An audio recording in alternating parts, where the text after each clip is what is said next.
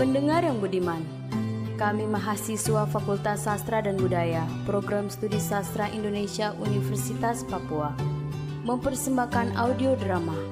Audio drama ini merupakan aliwahana dari salah satu cerita pendek, Tidak Ada Yang Gila di Kota Ini, yang diambil dari buku kumpulan cerpen Cinta Tak Ada Mati, karya Eka Kurniawan. Cerita ini tentang Marwam, seorang petugas ketertiban kota yang diminta untuk memberantas orang-orang gila yang ada di kota. Tidak hanya orang-orang gila tersebut, tetapi ia mempunyai rencana lain bersama dengan Kartomo. Ia berniat untuk memanfaatkan orang-orang gila tersebut untuk menghasilkan keuntungan. Penanggung jawab, dosen pengampu mata kuliah apresiasi drama, Bapak Muhammad Hussein SSMS. Produser, Martin Luther Domingus Womsiwon. Penata musik, Rafaelo Marien dan Elia Daniel Inyomusi. Sutradara, Walid Ibnudin. Pembawa acara, Lani Rahel Pondayar.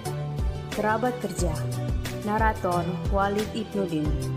Darto diperankan oleh Stefanus Mandowen, salah seorang petugas pengurus orang gila.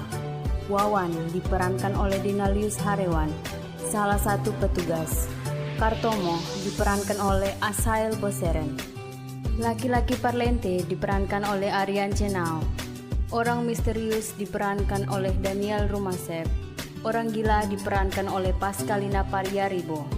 Ilustrasi musik oleh Feby Wayeni, Olce Mandachan, dan Rian Dwi Astuti.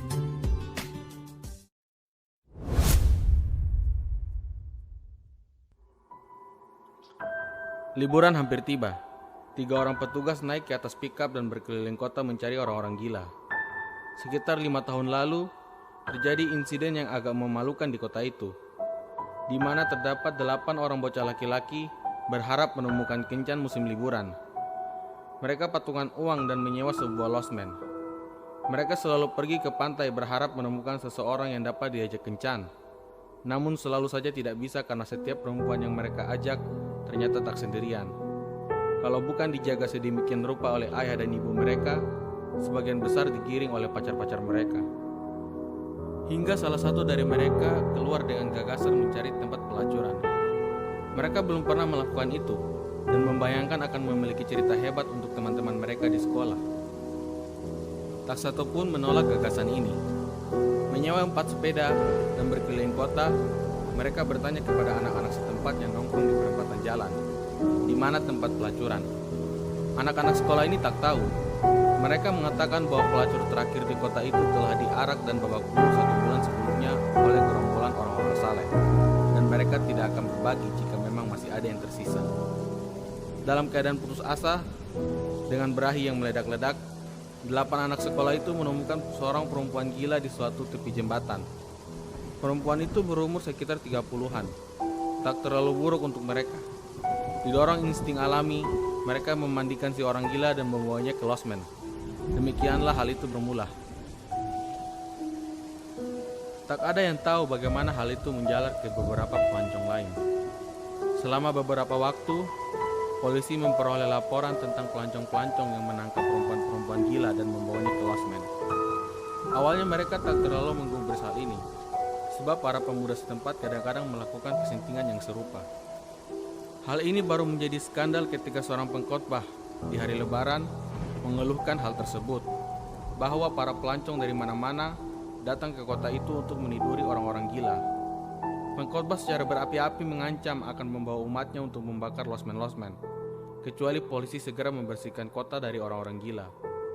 Tentu saja mereka tak mungkin melarang pelancong datang, sebab bahkan penghidupan pengkhotbah sendiri tersangkut paut dengan hal ini.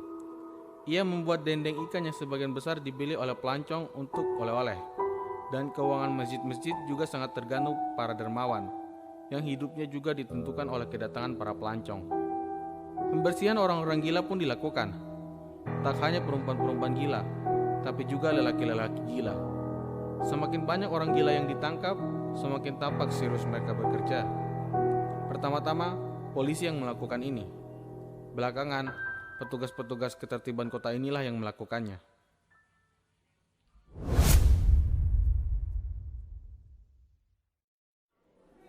Bagaimana caranya kita menangani orang-orang gila ini. Masalahnya karena kota ini tidak memiliki rumah sakit jiwa ataupun rumah perawatan.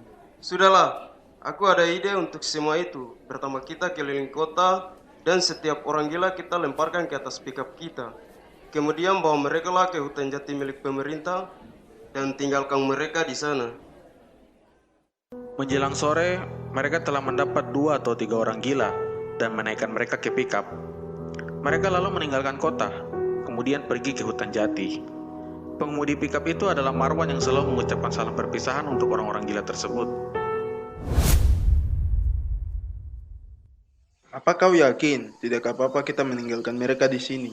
Yakin, lagian mereka tidak mungkin kembali ke kota ini sampai kita yang menjemput mereka. Baiklah, kalau begitu ayo kita balik ke kota dan tunggu sampai akhir musim libur. Sampai jumpa di akhir musim libur.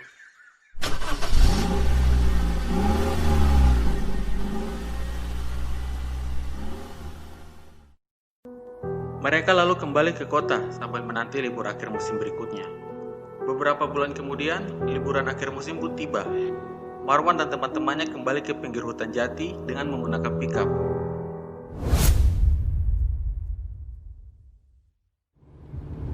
Terakhir kali kita ke sini, seingat saya, kita meninggalkan ada 3 orang perempuan gila dan 2 orang laki-laki gila.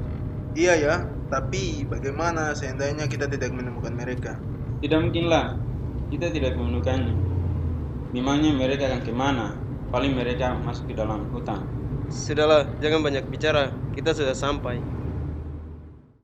Ketika musim liburan berakhir, Marwan dan kedua temannya naik pickup kembali dan pergi ke pinggiran hutan jati tersebut.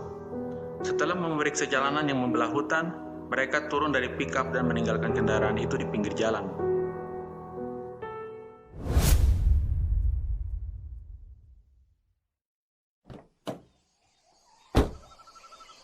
Aku akan membawa tali pramuka untuk berjaga-jaga.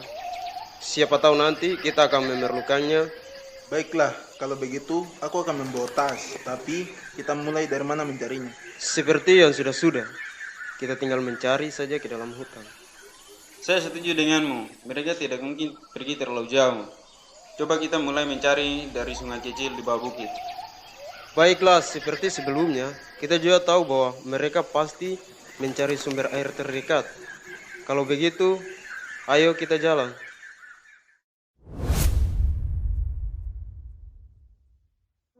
Mereka mulai menyisir sungai kecil. Di bawah bukit, mereka pun menemukan orang gila yang pertama di sana sama seperti sebelumnya. Hei, coba lihat ke sana. Akhirnya kita telah menemukannya. Iya Wan, sepertinya dia meringkuk dengan kakinya memegang air. Marwan lalu mendekat dan menendang orang gila itu. Lalu ia menoleh dan berkata pada teman-temannya, Wah, dia sudah mati. Sabar, kita harus mengambil fotonya. Sementara Darto dan Marwan berjongkok dekat mayat dengan sedikit bergaya, Kartamo menekan tombol telepon genggamnya dan terdengar bunyi shutter kamera tanda ia telah selesai memotret. Sepertinya dia baru saja mati. Jijik sekali. Sudah, mari kita meneruskan perjalanan mencari yang lainnya. Oke, lagian mayat ini urusannya polisi kan? Lebih baik kita jangan menyentuhnya. Iya, selain itu, ini juga menjadi urusan penggali makam. Tiba-tiba, mereka mendengar suara orang gila kedua. Entah menyanyi atau menggeram, mereka juga tidak tahu. Hei, kalian berdua dengar tidak suara itu? Iya, aku dengar. Sama, aku juga. Sepertinya dia sedang menyanyi. Meskipun yang tadi yang menyanyi atau menggeram, sungguh suaranya buruk sekali. Tampaknya dia berada di atas lereng bukit sana. Ayo kita harus bergegas sebelum dia pergi.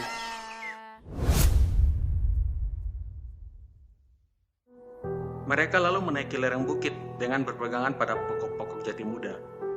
Di atas bukit ada sebuah gubuk tempat biasanya polisi hutan mengasuh. Mereka sampai dan terkejut karena melihat tai bertumbuh di mana-mana.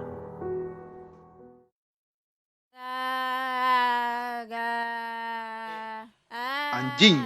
Hei, gila! Cepat pergi dari situ. Anjrit, Baunya busuk sekali. Udah, ayo kita bawa dia turun dan membersihkan dia di sungai. Dengan susah payah, mereka harus membawanya turun bukit dan memendamkannya di sungai.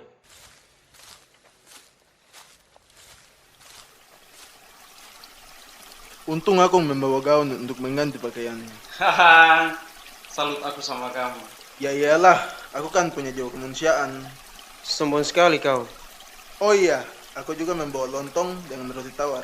Nih, untukmu.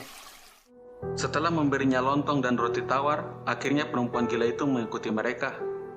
Dalam perjalanan ke bukit di setapak yang berbeda, mereka menemukan orang gila ketiga. Seorang lelaki dengan badan berotot dan tanpa pakaian.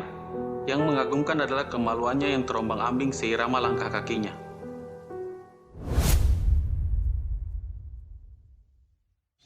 Hei, lihat ke sana.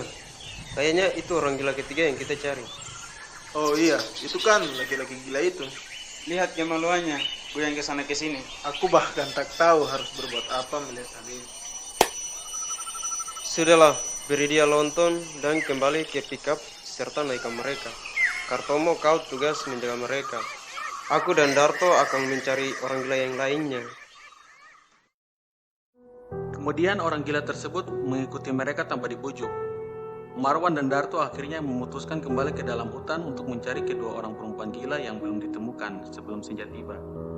Untungnya Darto cukup mengenali kedua orang tersebut sehingga mereka berdua cepat menemukan mereka.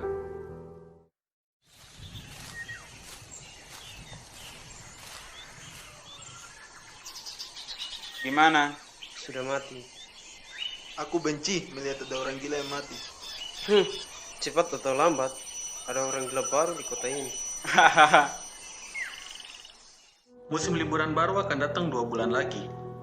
Marwan berdiri di muka pintu bar dengan papan bertuliskan, anak di bawah 17 tahun dan masih berseragam sekolah dilarang masuk. Terlihat sepasang pelancong Jepang berdiri di trotoar di bawah lampu penerang jalan. Musim liburan masih lama, tapi 1-2 pelancong tetap bermunculan itu membuat Marwan tetap tersenyum.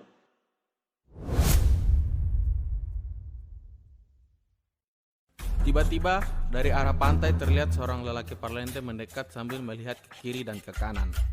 Terlihat dia agak ragu, tapi kemudian dia pun menghampirinya. Bung Marwan, Marwan lalu menunjuk motor Honda 700 merah yang terparkir tak jauh darinya. Lelaki itu pun lalu mengangguk dan mengikuti Marwan ke motor. Lalu mereka pergi meninggalkan bar.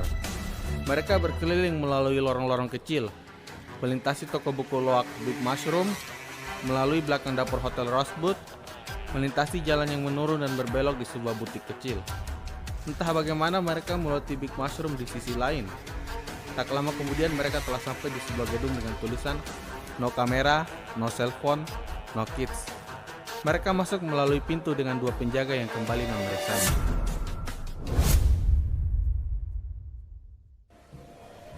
Berhenti kau, mana izin masuknya?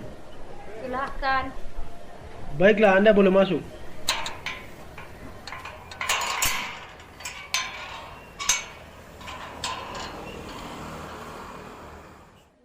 Sesampainya di dalam gedung, mereka sadar mereka telah berada di tengah lapangan bulu tangkis.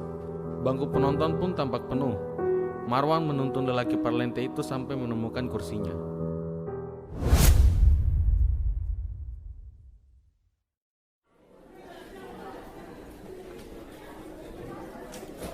Inilah kursi Anda. Terima kasih Bung Marwan. Iya, sama-sama. Nanti temui aku di pintu. Kalau begitu, aku permisi sebentar dan selamat menonton. Oke. Marwan berdiri dan bersandar di samping pintu menunggu pertunjukan. Tiba-tiba ada seseorang yang berbicara di tengah gelap gulitanya arena dengan semangat. Kemudian acara tersebut dimulai. Setelah diselingi sebuah lagu, tak beberapa lama pembawa acara berbicara kembali. Sunyi melanda para penonton. Lampu remang kemerahan menyala di tengah arena. Di sana tampak 3 tempat tidur, dengan 3 orang perempuan telanjang duduk bisa di masing-masing tempat tidur. Yang menghebohkan penonton tak lain orang keempat, seorang lelaki penuh otot dengan kulit gelap juga telanjang. Kemaluannya membuat mereka terpukau. Lelaki itu tersenyum riang melihat 3 perempuan telanjang. Kemaluannya perlahan-lahan terangkat dan para penonton semakin bertanya-tanya berapa ukurannya.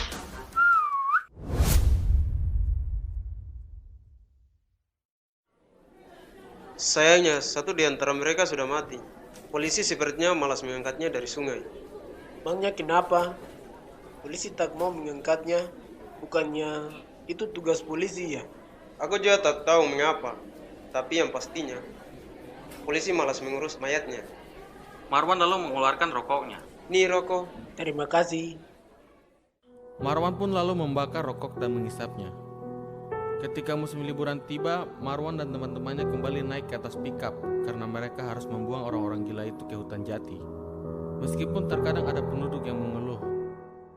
Kenapa mereka harus kembali ke sini? Tidak bisakah kita menembak mati mereka saja? Marwan dan teman-temannya senang karena bisnis mereka berjalan dengan baik dan mereka sudah tidak membutuhkan orang gila lagi. Dan hal itu membuat orang-orang Saleh senang.